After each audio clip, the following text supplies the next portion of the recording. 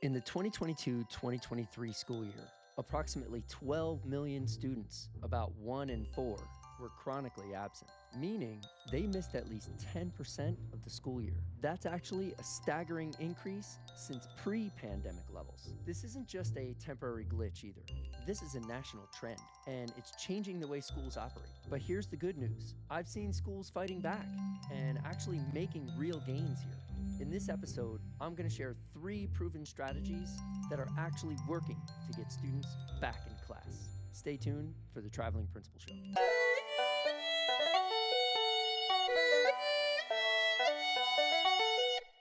Thanks for tuning in, you guys. I'm Joe Clausey, your host of the Traveling Principal Show. I was up in northern Idaho recently.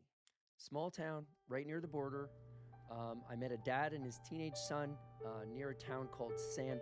Super polite, very thoughtful, great place, great people. And then he dropped this on me. We got chatting about schools, what we did for a living, etc.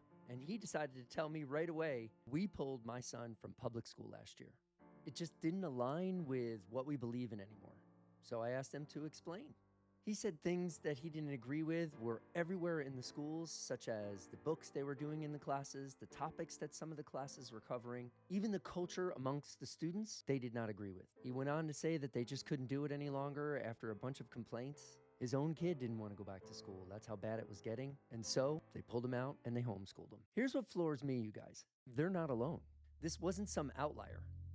As of most recent data, approximately 8.9% of Idaho families with children under the age of 18 have at least one homeschooled child, positioning Idaho amongst the top 3 states with the highest homeschooling rates in the United States. This is also nearly double the national average, as according to NCES reports, School Choice in the United States, published in 2019, the percentage of homeschool students in the U.S. was approximately 3.3% in 2016.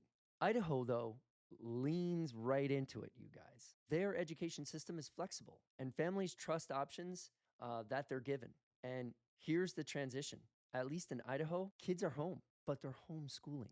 In most places across America, kids aren't going anywhere at all. So what is chronic absenteeism? Let's take a dive. Nationally, chronic absenteeism nearly doubled from 15% in 2018 to 31% in 2021. Now, we did have the pandemic, but then in 2022, it was 28%, and then only slightly improved in 2023 to 26%. And it's not just about, though, the absences. It then becomes disengagement. In 2023, 61% of U.S. schools reported extreme levels of chronic absenteeism. So what's driving this?